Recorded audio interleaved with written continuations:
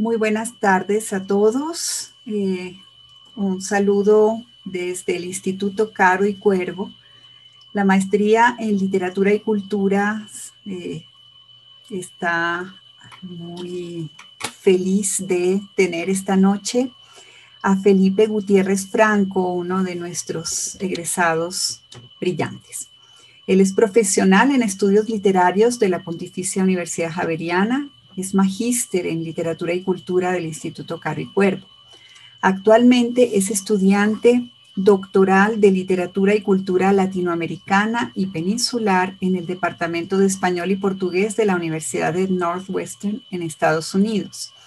Su investigación se centra en interrogar las maneras en que se ha construido el concepto de patrimonio cultural en Colombia y España, desde finales del siglo XIX hasta la contemporaneidad. Entre sus áreas de interés se cuentan la literatura hispanoamericana del siglo XIX y el entresiglo, estudios visuales y culturales, estudios de género y cultura material. Bienvenido, Felipe. Te damos la palabra. Muchas gracias por estar en tu Instituto Caro y Cuervo. Muchas gracias, Luz Marina, por la invitación. Estoy muy contento de poder acompañarlos hoy y voy entonces a compartir la pantalla para iniciar la presentación. Esta presentación se titula Archivos Visuales del Oro. No sé si me están escuchando ahí. Sí. Archivos Visuales del Oro, Paisaje, Cuerpo y Minería en Colombia. Es un proyecto de investigación que he venido realizando durante los últimos meses y que espero publicar pronto. Y bueno, empiezo. Pensar en el paisaje como concepto es pensar en la imagen de un paraíso perdido. Ampliamente difundida por la pintura y luego por la fotografía, el cine y la televisión, la imagen del paisaje como elaboración de un orden natural, idílico y seductor, parecía en principio no mostrar nada más allá de la nostalgia moderna de las sociedades urbanas europeas por el cada vez más distante encanto de la naturaleza.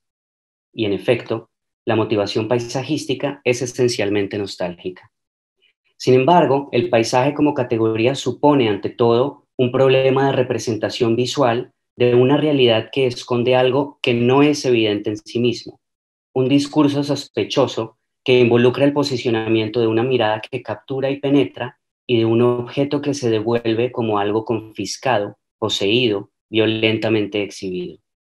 Es decir, el paisaje en su artesanía visual es un artefacto retórico que se vale de la aparente naturalidad de la imagen para ubicar un aparato ideológico de dominación. La nostalgia opera entonces en un movimiento doble. El paisaje se ofrece como una promesa de expansión exterior, de acceder, poseer e incorporar al imperio, presente en la figura del observador que contempla una obra de arte, la riqueza y exuberancia de una última zona, y a su vez se constituye como aquello que ha sido destruido por la máquina imperial y que por tanto necesita de su protección, como lo plantea el historiador del arte W.J.T. Mitchell en su célebre ensayo Imperial Landscape. Abro comillas. El paisaje es ahora más valioso que nunca, una especie en peligro que debe ser protegida de y por la civilización. Como el imperialismo mismo, el paisaje es un objeto de nostalgia en una era postcolonial y postmoderna, que refleja un tiempo en que las culturas metropolitanas podían imaginar su destino desde una perspectiva ilimitada de apropiación y conquista sin fin. Cierro comillas. Así, la imagen del paisaje es al mismo tiempo vestigio de un pasado glorioso y documento de una violencia todavía presente, siempre dentro del contexto de la lógica imperial. Como todas las sociedades coloniales, América Latina posee muchísimas muestras de este procedimiento. Y no solamente durante el periodo de soberanía imperial propiamente dicha, sino sobre todo durante la era republicana y en adelante. La transformación de los códigos de visualización y representación vino de la mano del proyecto capitalista y en el siglo XIX, después de los movimientos de independencia, el paisajismo posibilitó la apertura de los territorios recientemente liberados a la economía global. Una nueva conquista se dio paso, la conquista de lo visual. Con el registro pictórico del territorio, se diseñaron nuevas formas de relación con la realidad material del continente, y la retórica de la materia prima surge de manera significativa dentro del ámbito de la cultura. Interrogar los archivos visuales nacionales de América Latina permite establecer una genealogía de las dinámicas de explotación de la tierra y percibir hasta qué punto continúan vigentes hoy en día. Edward Said, en su libro Cultura e Imperialismo, hace hincapié en este aspecto. Abro comillas.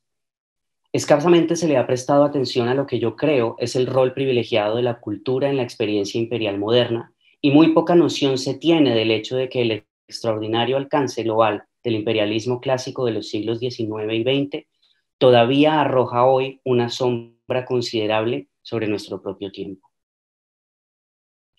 Cierro comillas. Mi escrito, esta conferencia, se posiciona en esta misma línea. Un caso excepcional para este tipo de estudios es el archivo producido alrededor de la minería de oro en Colombia, práctica de larga data en la historia del país. En el siglo XIX, la inyección del capital extranjero y la tecnificación de la minería hicieron de Colombia uno de los principales productores de oro en el mundo y la ubicaron por primera vez dentro de un escenario económico internacional. Hoy en día, en medio del conflicto armado y la poca presencia del Estado en las zonas mineras, dicha actividad continúa siendo uno de los motores más importantes de la economía nacional en manos de multinacionales estadounidenses y canadienses.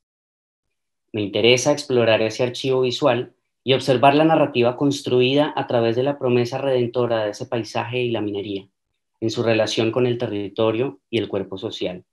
Para ello, me centraré en el análisis de algunas imágenes pictóricas y fotográficas producidas por ciudadanos extranjeros desde el siglo XIX hasta nuestros días, a partir de 3 proyectos diferentes localizados en los territorios mineros de Antioquia y el Chocó, históricamente los principales productores de oro en Colombia. El primero de ellos nos remite al siglo XIX, concretamente al contexto de la Comisión Coreográfica, cuyas imágenes estoy compartiendo en este momento y que analizaré en un momento. Empresa que a lo largo de la década de 1850 debía describir y levantar una carta geográfica del país y al mismo tiempo hacer una descripción completa de la Nueva Granada y en especial de los productos y recursos naturales del país. Tras la disolución de la Gran Colombia, la recién creada República de Nueva Granada se veía en la urgencia de determinar los límites de sus fronteras y de documentar la geografía nacional. Era un proyecto de corte científico y político que estaba estructurado en 4 ejes. El geográfico, encabezado por el italiano Agustín Codazzi; el literario, a cargo de Manuel Ancísar y posteriormente de Santiago Pérez; el botánico, bajo la tutela de José Jerónimo Triana; y el gráfico, a través de acuarelas, cuyos artistas principales fueron el venezolano Carmelo Fernández, el británico Henry Price y el colombiano Manuel María Paz. Fueron en total 10 expediciones entre 1850 y 1859, las cuales tuvieron un profundo impacto en el devenir histórico y político de Colombia, en su relación con el territorio, las provincias, las poblaciones, los recursos naturales, así como en el imaginario cultural, intelectual y nacional.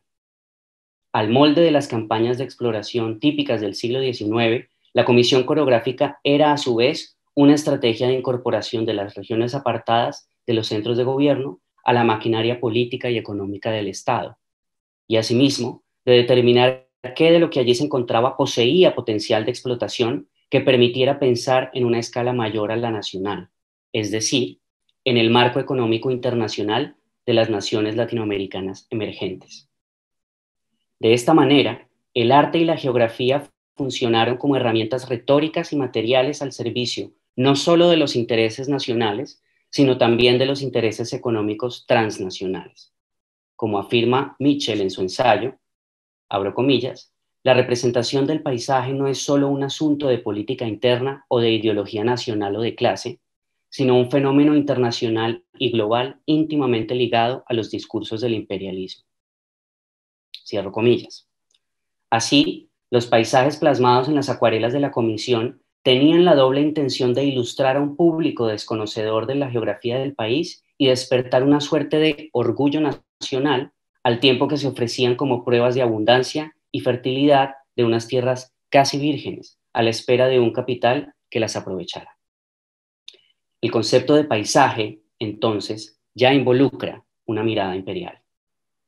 Henry Price, pintor, fotógrafo y músico nacido en Londres en 1819, estuvo en Colombia 14 años, durante los cuales fue fundador y director de la Sociedad Filarmónica de Bogotá y su Escuela de Música, y fue profesor de Bellas Artes. Formado en la tradición paisajística inglesa, fue el encargado de las ilustraciones del tercer recorrido de la Comisión Coreográfica por los territorios que hoy abarcan los departamentos de Antioquia, Caldas y Tolima. Sus acuarelas dan cuenta de la doble intención que mencioné, doble intención que en todo caso no es evidente a primera vista, pues se encuentra velada por la emocionalidad propia de la contemplación y las particularidades estilísticas del paisajismo. A este respecto, Mitchell afirma, abro comillas, el paisaje, entendido como concepto o práctica representacional, no declara usualmente su relación con el imperialismo de una manera directa, cierro comillas. El paisaje oculta, disfraza el deseo latente de poseer. No es una asociación directa, es una estructura sugerente. Si miramos la figura 1, titulada La Cascada de Guadalupe, de 1852, podemos notar parte de este problema. En la imagen se ve una caída de agua que ocupa gran parte de la composición entre dos montañas de bosques tupidos. En la parte de abajo, un grupo de personas permiten contrastar su tamaño con la altura de la cascada y arriba se repiten las montañas hacia un horizonte bajo un cielo despejado y azul, con lo que se genera una sensación de reproducción del paisaje, vastedad e idealización. Destacan a su vez la exuberancia del verdor y del agua. En principio, podría decirse que se trata de una imagen bella, de un paisaje hermoso, y no habría mayor oposición en una audiencia general. En efecto, la destreza técnica del acuarelista permitiría hacer tal afirmación. Pero por otro lado, teniendo en cuenta el contexto de producción de la imagen y las intenciones detrás de la comisión coreográfica, es decir, la razón por la cual Henry Price realiza las acuarelas, resulta inevitable pensar en términos materiales. El paisaje es entonces eso, agua, madera, tierra y espacio vacío. Siguiendo a Mitchell, abro comillas, el paisaje es un medio en el sentido completo de la palabra. Es un significante material, como la pintura, entroncado en una tradición cultural de significación y comunicación, un cuerpo de formas simbólicas capaz de ser invocado y reformado para expresar significados y valores. Cierro comillas. De esta manera, el paisaje de la acuarela nos presenta un valor en potencia, en un ejercicio de significación simbólica de la tierra y la naturaleza como un bien disponible y otorgado a quien lo observa. A esta lectura material de la imagen se añade también su configuración colectiva, cuando se mira como una parte de un conjunto de acuarelas que respetan estas y otras características. Veamos, por ejemplo, las figuras 2 y 3, que aquí están al costado derecho, realizadas también por Price. El cambio más notable es ahora el lugar destacado que tiene la presencia humana en ambas acuarelas.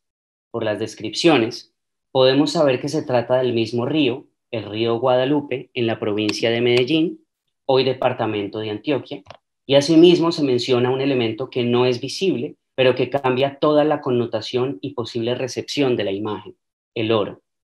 El paisaje desbordante que veíamos en la figura 1 es resignificado en la figura 2 por la presencia invisible, intangible, de un mineral que reconfigura el espacio como un río con oro. De igual forma, se ve a unas mujeres, las llamadas lavadoras, dispuestas en un encuadre idílico de interacción con el agua, vestidas todas iguales y con bateas en sus manos, un objeto al que volveremos más adelante, con la abundancia del paisaje detrás y nuevamente con un cielo despejado y promisorio. La mujer más a la derecha, de frente, incluso presenta un rostro sonriente. Es interesante notar además la fusión entre paisaje y feminidad, entre el cuerpo de la mujer y la materialidad del espacio, que acentúa la mirada imperialista, viril, de conquista y posesión tanto de la mujer como del oro. La acuarela funciona casi como una incitación al deseo, a través de la pose de las mujeres y el encuadre de sus cuerpos en la configuración del espacio a su alrededor. No podemos olvidar que Price era fotógrafo también, y en sus acuarelas pareciera operar en ocasiones una mirada fotográfica en lo que corresponde a la adecuación de la escena. En la figura 3, la presencia humana es aún mayor, aunque en este caso los protagonistas de la imagen son hombres que trabajan en el río, y la dimensión semántica de la ilustración está mediada por el concepto del trabajo. Ante la feminización del paisaje anterior, se ofrece ahora la masculinización de la fuerza de trabajo que actúa sobre esa naturaleza femenina. De hecho, la palabra cuelga, como aparece en el caption de la imagen, que aparece en la acuarela para titular lo que allí sucede, en Antioquia durante el siglo XIX refería a la canalización de los ríos y quebradas para su aprovechamiento o relleno, lo que nos permite afirmar esta intervención masculina sobre el espacio. La composición está dividida en dos, entre el plano inferior de la acuarela, donde se destaca la labor del hombre, y el plano superior, donde se evidencia una vez más la exuberancia vegetal. El movimiento de la imagen es ascendente, y se puede pensar que los hombres eventualmente alcanzarán esa parte superior y se apropiarán de ese espacio, como se percibe, en los tres cuerpos a la derecha, que justo en el medio del plano van en ascenso. Son distintas las labores que se muestran en la acuarela, algunas de ellas relacionadas con lo que podría ser la elaboración de la cuelga y otras como los dos cuerpos agachados sobre el agua con el lavado de oro. Resulta profundamente significativa también la presencia del hombre más a la izquierda, que por su vestimenta a la europea y su color de piel genera un contraste notable con el resto de los cuerpos en la imagen. La racialización de los cuerpos de las figuras 2 y 3 se acentúa con la presencia de este hombre blanco, que establece una dialéctica de señor y siervo, amo y esclavo, en el campo de significación de las piezas, con lo cual la mirada imperial que mencioné antes adquiere una pertinencia mayor para la interpretación de este conjunto de acuarelas. Así, de una manera indirecta pero latente, se evidencian las relaciones de poder establecidas entre el hombre y el paisaje, entendido como espacio y como recursos, y entre el hombre y los cuerpos que habitan y trabajan ese paisaje. Para este movimiento progresivo de ocupación y explotación del paisaje que vimos en estas acuarelas, resulta bastante esclarecedor lo que plantea Mitchell, abro comillas.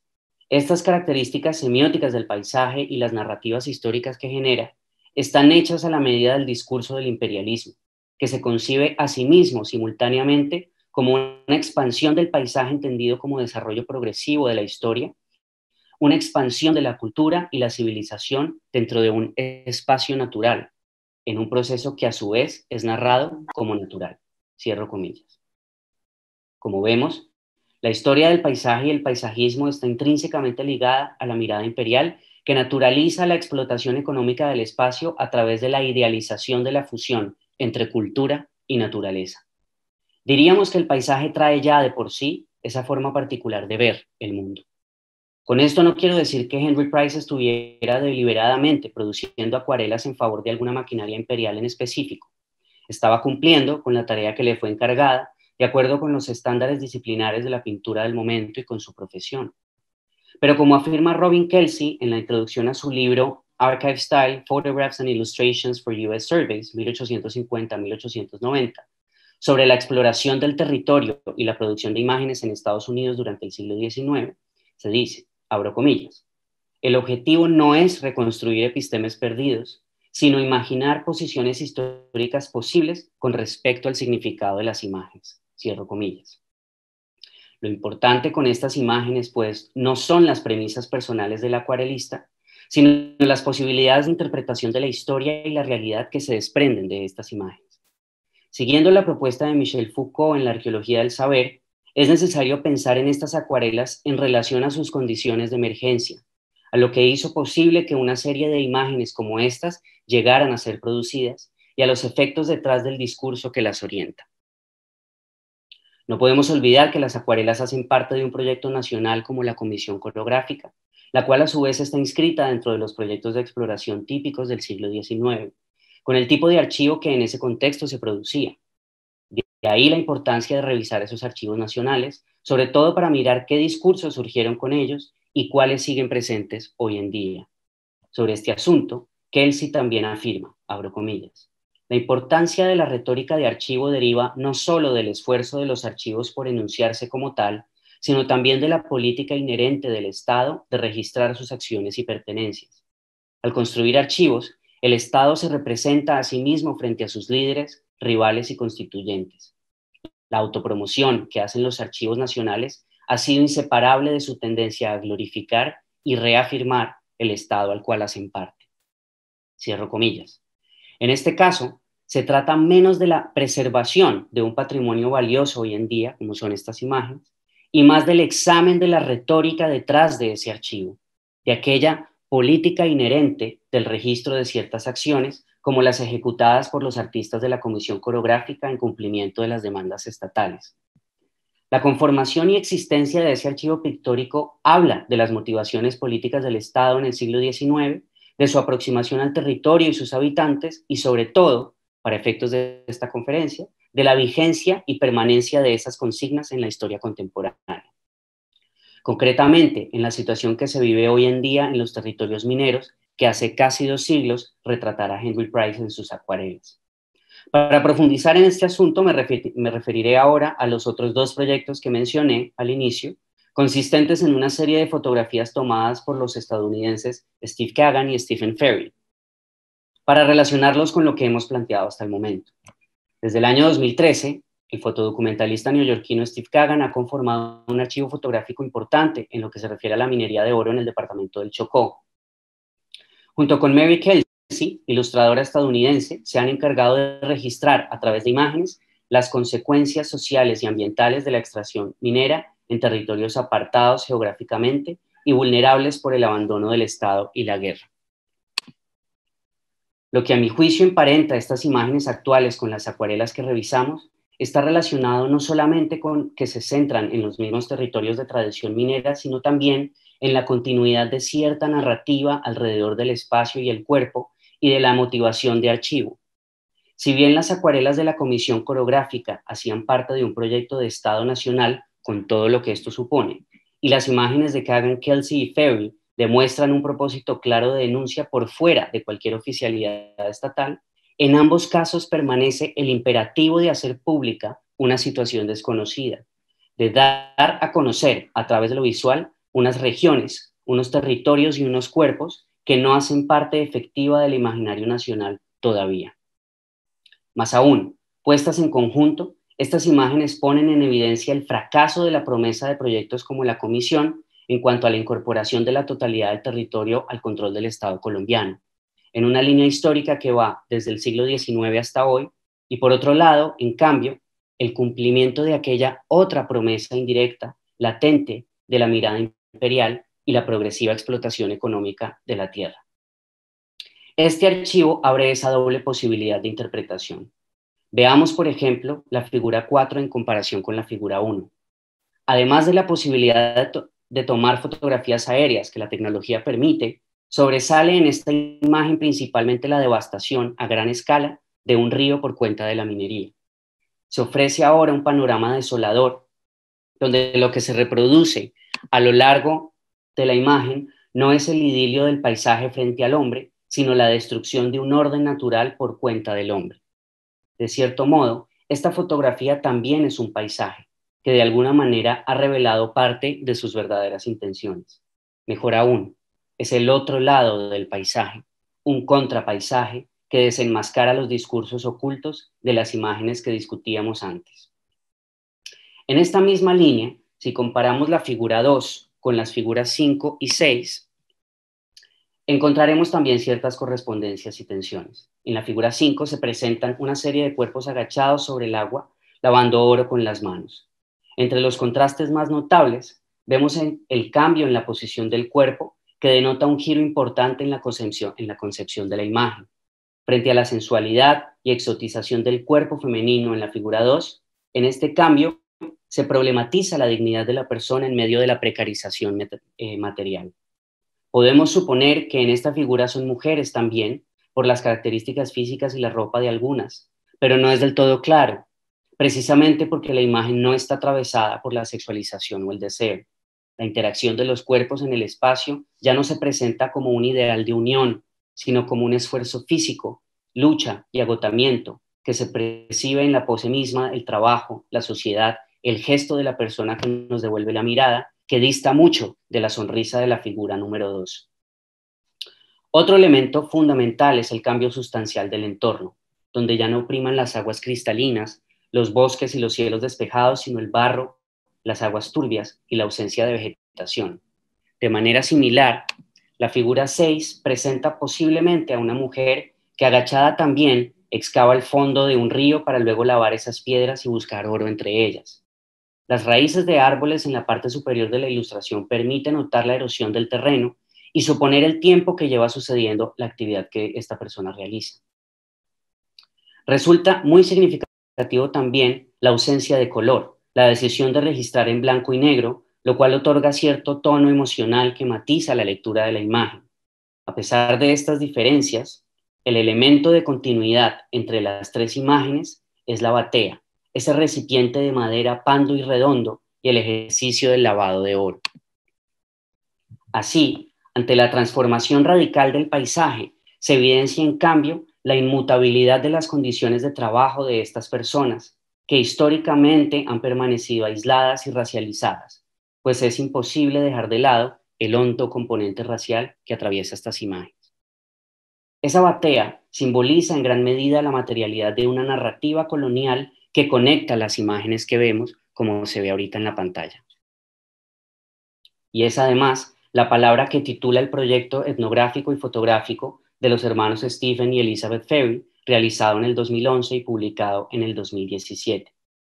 Dice sobre este objeto Elizabeth Ferry en la introducción del libro, abro comillas: nosotros tomamos la batea, instrumento de madera usado en minería desde tiempos precolombinos, como emblema y título para este trabajo. La batea, como principal implemento en la minería artesanal de oro, es una práctica unificadora de los mineros aquí registrados. Históricamente, la batea se puede entender como un símbolo de libertad, siendo la herramienta usada por miles de personas para comprar su libertad antes de la abolición de la esclavitud a mediados del siglo XIX. Su uso depende de la interacción cercana entre la roca, el barro, el agua y el oro. La batea representa la labor y la autonomía del minero artesanal. Cierro comillas. La cita anterior da cuenta del recorrido histórico del objeto y del sentido que le quieren dar dentro del proyecto. A pesar de que la interpretación pueda fácilmente caer en la ingenuidad de un tono celebratorio respecto a una actividad cuya connotación es sumamente problemática, queda claro que los Ferry están haciendo un homenaje a lo que ellos llaman los mineros artesanales.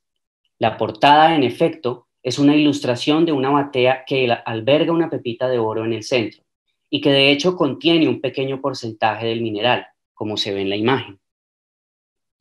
Lo que los lleva a decir que la misma existencia física del libro está vinculada con la minería de oro. Sin embargo, en oposición a este símbolo de libertad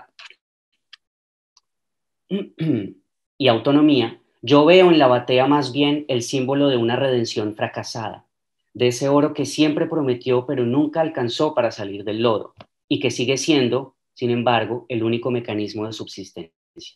Con esto me centraré ahora en las dos imágenes de la batea, proyecto que surge del recorrido que hacen los dos hermanos por una serie de pueblos mineros durante el año 2011, 6 en total, 3 de los cuales están localizados en el oriente antioqueño.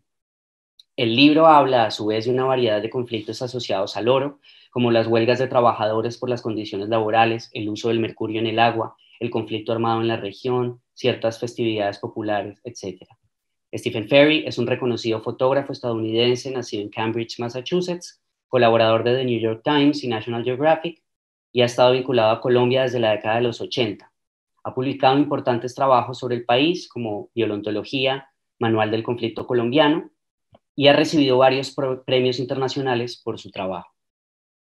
Las dos fotografías de las que hablaré se centran en la mina de La Porquera, en el municipio de Zaragoza, al noroeste de Antioquia, y presentan nuevas características para tener en cuenta en este análisis. La figura 7 nos ofrece una imagen extraña, una especie de hoyo o de hondonada en cuyo fondo una multitud trabaja entre la tierra y el agua. A su vez, unas retroexcavadoras remueven el suelo e indican de dónde ha surgido ese hoyo. En el libro, El texto que antecede a la foto describe la escena de la siguiente manera. Abro comillas. Las paredes del cañón, hecho por el hombre, fueron grabadas con las marcas de las retroexcavadoras, como si un dinosaurio atrapado hubiese intentado escalar para salir. En el barro al fondo del pozo, cientos de mineros trabajan en masa, hombro a hombro, cada uno cargando tierra en su batea para luego trasladarla hacia otro lado, y así añadir mercurio para luego separar algunas cuantas partículas de oro. Cierro comillas. La cita ofrece un contexto a la situación de la imagen y de manera muy gráfica relata lo que vemos en ella. En esta fotografía nuevamente surge ante nosotros el contrapaisaje que mencioné antes, evidenciado en la destrucción del mundo natural que está sucediendo en el presente mismo de la fotografía, en el movimiento de las retroexcavadoras, sobre todo de aquella en la esquina superior derecha, que aniquila la única vegetación restante del encuadre. El tono de la fotografía es de fin del mundo, de cierta condición infernal de los hombres que allá abajo penan por sobrevivir. No hay color, en tanto no hay vida. La fotografía juega también con la textura, reproduce la sensación de la tierra en lo visual, al punto que la imagen parece estar hecha de esa tierra que se desprende del monte. Si retomamos lo que habíamos dicho sobre la figura 3, cuando señalábamos la oposición entre dos planos y afirmábamos que los hombres de la parte inferior eventualmente se apoderarían de la totalidad del espacio, en la figura 7 vemos la realización de esa premisa. En efecto, en la fotografía ya todo el paisaje ha sido consumido por la agencia humana. Ante esa fusión de civilización y naturaleza de la acuarela, vemos aquí la preponderancia y el poder de un elemento sobre el otro. La fusión se traduce en opresión. Y de la misma manera, la temprana dialéctica de amo y esclavo entre el señor blanco y el trabajador negro aquí permanece, se intensifica y solo varía en sus elementos de representación. El hombre vestido a la europea ha sido intercambiado por la retroexcavadora. Ahora es la máquina quien ejerce el poder. Sobre este aspecto en particular, resulta útil lo que plantea Joel Snyder sobre la fotografía de minería en su ensayo titulado Territorial Photography. Dice, abro comillas, las fotografías de minería enfatizan una especie de ordenamiento de cara a lo que nosotros ahora vemos como la brutalización del medio ambiente, o concentran la juntura entre lo natural y lo hecho por el hombre, lo cual deriva su interés del contraste entre la variedad y el desenfreno natural y la regularidad geométrica de las formas industriales. Cierro comillas. En la figura 7 podemos detallar cada afirmación de esta cita. Por un lado, podemos notar aquella brutalización del medio ambiente que se ha establecido como nuevo orden del mundo, y por otro, podemos ver la unión y el contraste, al mismo tiempo, entre el paisaje natural y el creado por el hombre, entre el monte, la roca, la tierra, el agua y las marcas dejadas en ellas por las máquinas y el trabajo de los mineros. En esta misma perspectiva, podemos acercarnos a la fotografía número 8, a la figura número 8, fotografía que en el libro La Batea sigue inmediatamente a la figura número 7. En ella pareciera que el fotógrafo hace un zoom in hacia el fondo del hoyo y detallara lo que allí sucede. Allí, un grupo de personas, en su mayoría hombres, nos da la espalda y trata de raspar una pared de tierra con algunas herramientas rudimentarias. Se ve una batea enclavada en el morro, lo cual quiere decir que será empleada para lavar el oro que se desprenda de esa pared con el trabajo que realizan esos hombres. Hay una continuidad en el discurso de la precarización y el esfuerzo físico. Un rasgo que sobresale en la composición de la fotografía son las líneas, como rasguños, que las retroexcavadoras han dejado marcadas en la tierra y que se relacionan con aquella geometría particular de las formas industriales que menciona Snyder en la cita. Si en la figura 3 decíamos que el movimiento era ascendente, en este caso vemos lo contrario. El movimiento es descendente, por la direccionalidad de las líneas que caen sobre los trabajadores, como si el monte mismo les viniera abajo con sus piedras a medida que lo raspan, generando una sensación aplastante de asfixia y de encierro, características que comparten varias de las fotografías de Ferri dentro del libro. En la lectura conjunta de este archivo de imágenes que he construido, se revela como en una fotografía la línea narrativa que las anuda en el tiempo. el retrato colonial de un poder ejercido sobre la tierra y el cuerpo humano, sostenido a través de 2 siglos de historia nacional. La promesa idílica de ocupación y colonización de un territorio visto como paradisíaco y su posterior destrucción. La promesa de incorporación de una población a la sociedad y su posterior aislamiento. La promesa de una bonanza económica democrática y la posterior democratización de la pobreza. La vieja promesa del desarrollo industrial y sus consecuencias. El fracaso de esta promesa que en últimas justificó la devastación ambiental y la explotación de unas personas segregadas, racializadas y abandonadas a vivir en la miseria. En las acuarelas del siglo XIX se anuncian las fotografías del siglo XXI y en las fotografías del siglo XXI está presente el fantasma del siglo XIX, de manera similar a lo que dice Edward Said, abro comillas. Pasado y presente se forman el uno al otro, se implican el uno al otro y cada uno coexiste con el otro, cierro comillas. Ambas, las acuarelas y las fotografías, cristalizan la doble nostalgia de la lógica imperial de expansión y de destrucción. En ellas se evidencia la pulsión de aquella conquista de lo visual en la era moderna, en el deseo de registrar y de archivar, como afirma Robin Kelsey, abro comillas. Son rastros de una respuesta rudimentaria, cuidadosa y a veces brillante a un imperativo moderno, cierro comillas. Este imperativo de la imagen, que se ha impuesto en la modernidad progresivamente como recurso para entender el mundo, fue también vehículo y herramienta de posesión y apropiación de cuerpos y territorios. La pertinencia de aproximarse a este tipo de archivos radica en hallar raíces a problemas que son más antiguos de lo que parece, en encontrar el rastro de las condiciones que hicieron posible la emergencia de ciertas ideas en un contexto. El archivo permite esquivar el equívoco de pensar, por ejemplo, que las condiciones de vida y empleo de los mineros hoy en día es un problema que obedece únicamente a las circunstancias actuales del abandono y el conflicto armado. Obliga entonces a buscar otro tipo de respuestas a estos interrogantes, a mirar este asunto como un problema estructural que atraviesa gran parte de la historia del país y no solamente los últimos 10 o 20 años en que estas condiciones de la minería se han manifestado. Es la mirada la que penetra y conquista, la que anuda estas imágenes en el tiempo. Y las imágenes contienen también relatos ocultos. Muchas gracias. Con esto termino la conferencia. Muchas gracias, Felipe. Realmente muy interesante, muy sugerente, muy importante, de mucha actualidad lo que nos has expuesto. Entonces vamos a ver si hay alguna pregunta del público. Aparentemente tenemos, a ver, un comentario. Lida del Carmen Díaz: felicitaciones, Felipe, por el tema y su análisis. No, gracias, muchas gracias a ustedes por escuchar. No sé si alguien de golpe de los que está conectados en Zoom tenga Seguramente. alguna pregunta. Muy buen análisis desde la semiótica y el reflejo de significados en esas imágenes, dice Dubán Vargas. Gracias. Bueno, a mí me surgen preguntas también, o sea, y creo que también al profesor Javier Fandiño le interesará mucho porque él es un estudioso también de la geopoética y del paisaje. Entonces, bueno, me llamó especialmente la atención de pensar en el arte como algo que está al servicio de la conquista del territorio. Entonces,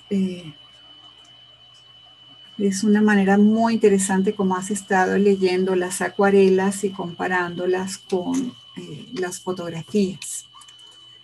En Colombia en estos momentos hay distintos proyectos y justamente en el Chocó, de construcciones que van en contra del ambiente, que tienen una gran oposición de los ecologistas y de los líderes sociales, y muchos están pagando con su vida precisamente querer oponerse a ese tipo de proyectos.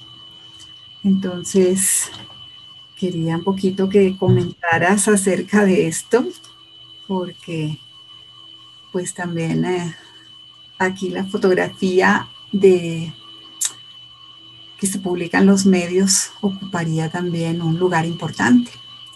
¿Qué puedes decir de esto?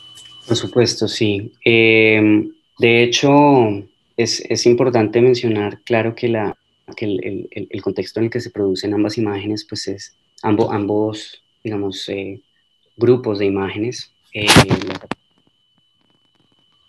Se te fue el sonido, creo que ¿Ya me apagaste. escuchan? Ahora sí. Ya.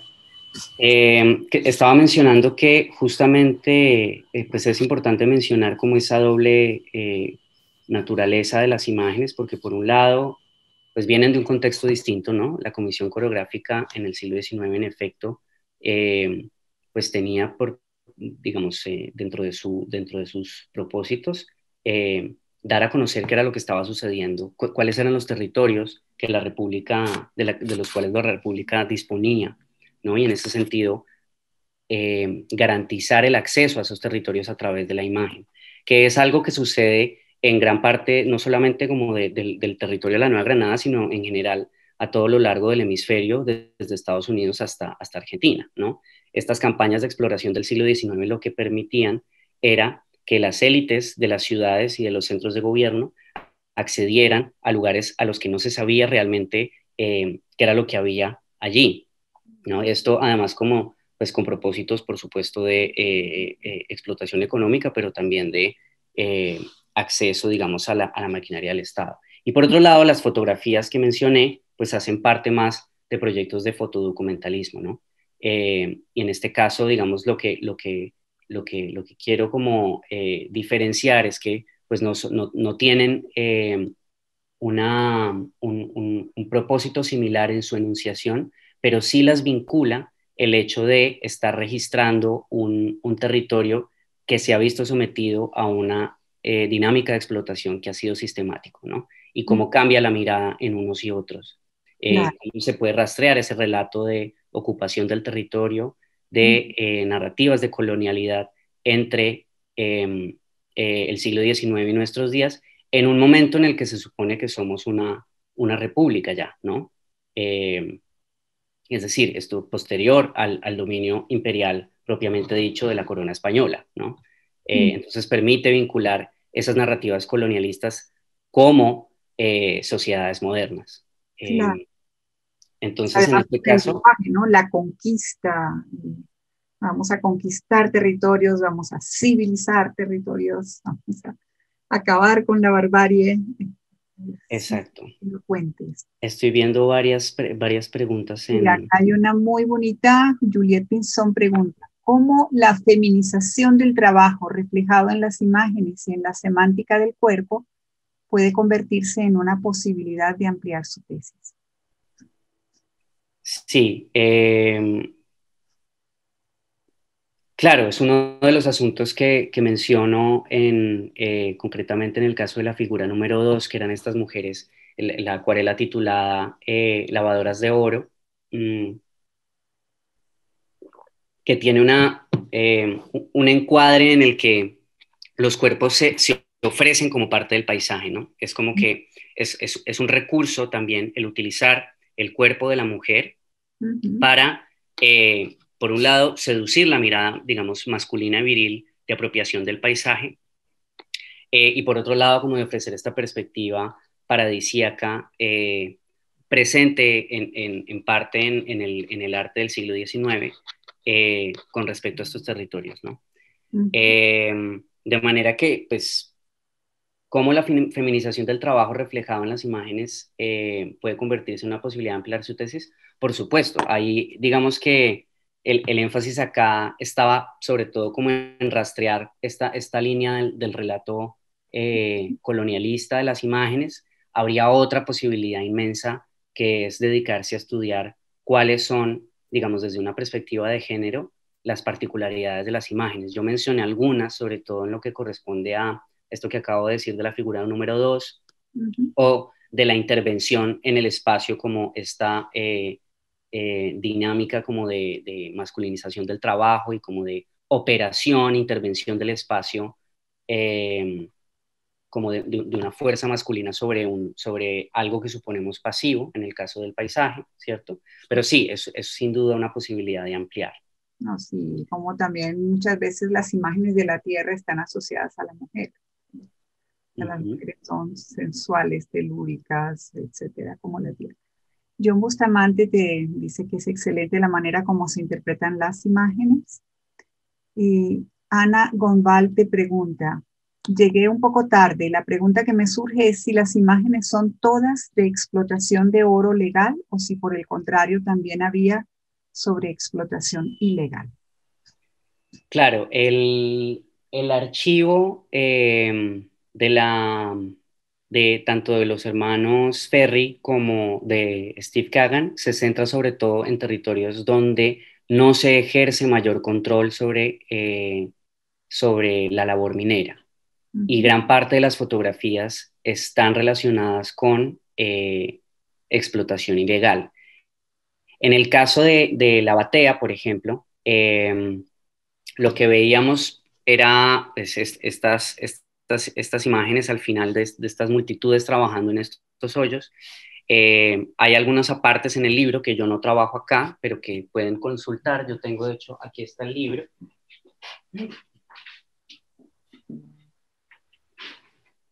Es un libro con gran parte, digamos, es un libro extenso de fotografías, perdón, Ujú. en el que se hace énfasis en lo que Ana está comentando, Ana María Gon, sí, Gonzalo. la que estaba Ujú. preguntando, varios territorios. Ellos se centran, no solamente, tratan de abarcar como todo el espectro de la minería desde el sur del país hasta el norte, tanto en territorios de explotación ilegal como en territorios de explotación legal.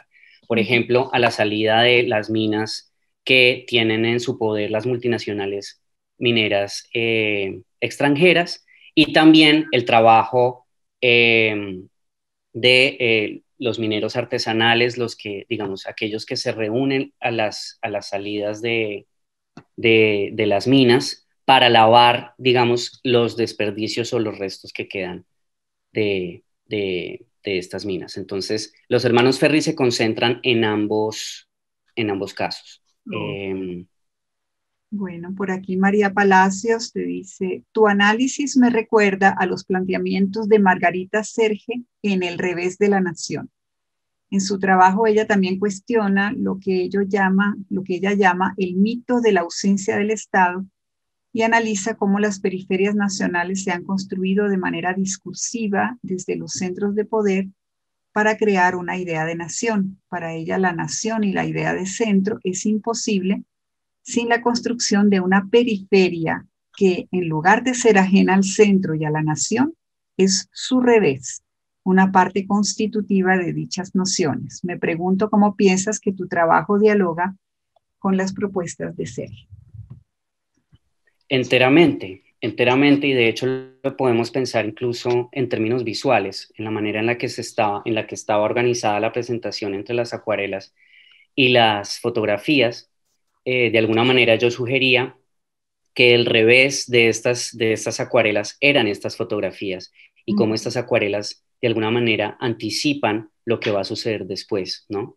De cómo, por ejemplo, se da una transformación radical de ese entorno y de ese espacio, de ese paisaje, pero en cambio no cambian, casi uno puede notar cómo no cambian las condiciones de trabajo de estas personas que allí están retratadas, ¿no? Podíamos ver a las mujeres en el río con las bateas de la figura 2 en las acuarelas de Price y en las fotografías de Steve Kagan y de Ferry, las mismas personas racializadas casi con los mismos elementos de trabajo, ¿no?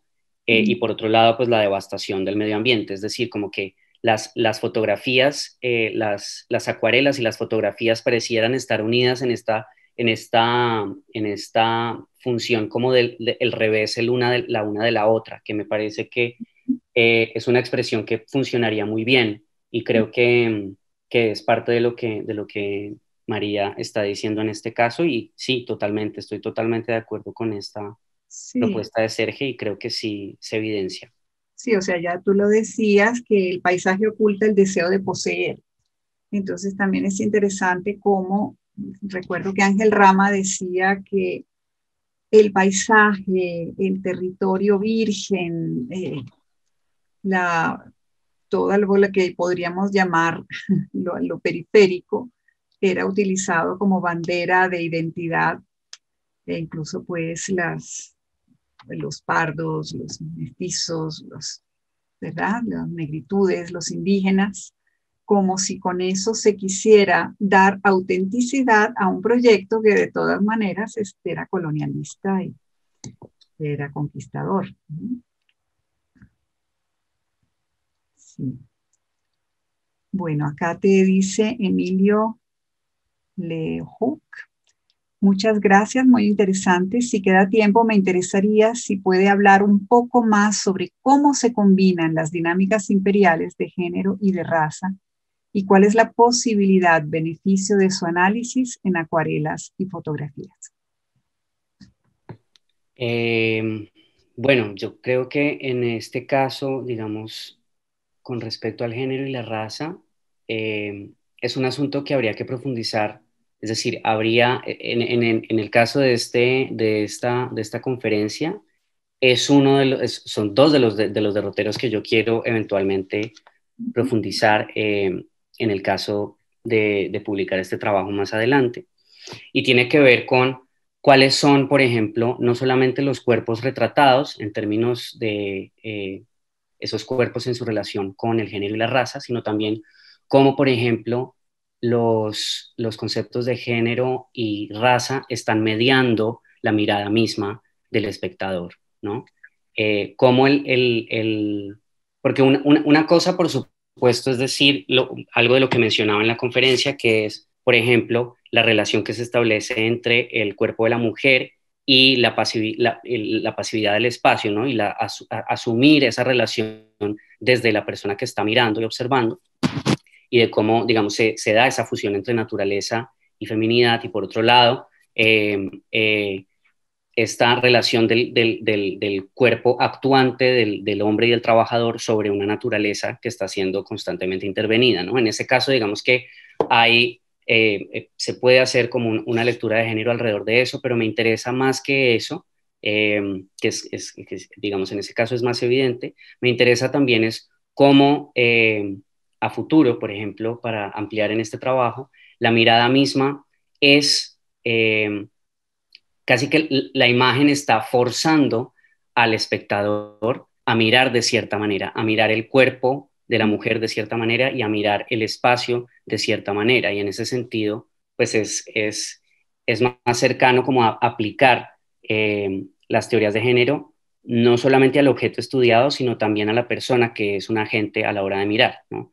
La persona que se aproxima a una pieza de arte, la persona que se aproxima a una fotografía, y digamos, posibilidad-beneficio del análisis en cuanto se podría extrapolar este comportamiento, este interrogante alrededor de la persona que mira una pieza en otro tipo de cuerpos, no solo, perdón, sí, de archivos, perdón, de cuerpos de imágenes, en otros contextos distintos, ¿no? En otros contextos, porque este caso particular de la minería en Colombia es también, digamos, materia común en otros contextos de América Latina, ¿no? Claro. Está la fotografía de las minas en el Brasil, de Salgado, por ejemplo, ¿no? Entonces, hay todo un universo de industrialización de las materias primas en América Latina y un material visual de esos mismos, de esos mismos contextos a los que es aplicable esta relación la persona que está mirando, ¿no? Creo que sería más como esa posibilidad, beneficio de ampliar, digamos, en el caso de este contexto, hacia un contexto mucho más amplio en el caso latinoamericano. Muy interesante. Wow. Bueno, y esto entonces igual dialoga con toda esta literatura de la oposición civilización barbarie. Y eso creo que también es muy notorio. O sea, generalmente allí las mujeres eran las bárbaras, como la Marisela de Rómulo Gallegos, De Doña Bárbara. de Doña Bárbara.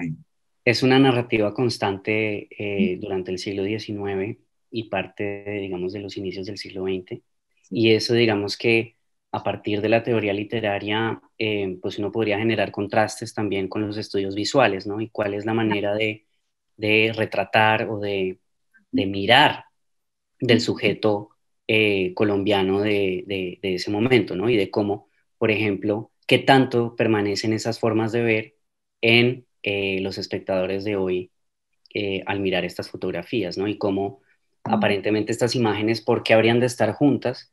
Lo que permite anudarlas en el tiempo es justamente el acto de mirar, ¿no? ¿Cuáles son como esas narrativas que se conectan entre unas y otras?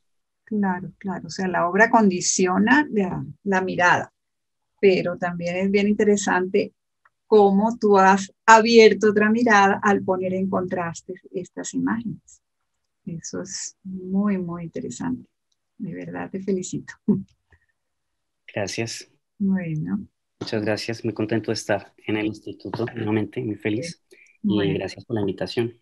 bueno, entonces, como no hay más preguntas, muchas gracias de verdad por esta charla y creo que va a ser bastante productiva para los compañeros que están ahora terminando sus estudios y la próxima cohorte que inicia el próximo semestre.